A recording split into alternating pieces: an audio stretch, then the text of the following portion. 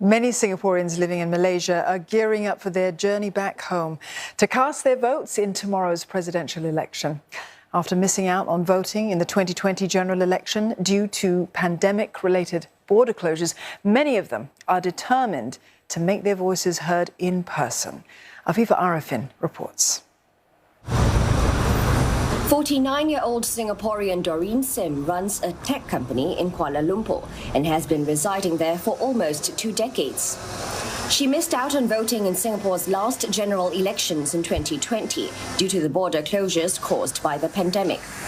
She's excited to be able to cast her ballot in this presidential election and has been following all the campaign action online. I think this is important for me to go back, really to exercise my civic responsibility. Thankfully, Malaysia is close to home. The post-pandemic world is going to pose a lot of challenging issue for us. It's really important to vote in this PE because we really need a strong and sound head of state. Doreen is among the many Singaporeans in Malaysia preparing to journey back home to cast their ballots, either by air or land. There are no polling stations in Malaysia.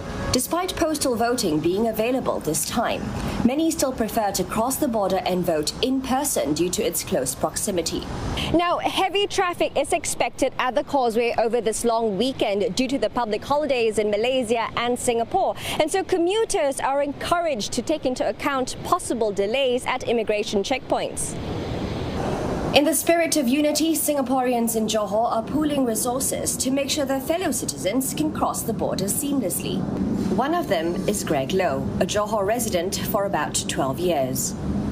The 42-year-old is the voluntary administrator of a Facebook page that connects fellow Singaporeans living in the country.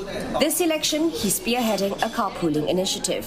So from there, we actually just say what time to what time we want to take the car together and wait for which part of the area in Johor Bahru. Then from there, we'll find our convenience way to go. So we plan to maybe carpool together with some of our friends, Singapore friends, then around 9 a.m. going back for voting. For me to go and take bus to go inside, it's actually very hard and troublesome.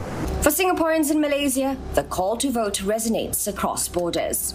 And these citizens are determined to make their voices count. Afifa Arifin, CNA, Johor Bahru.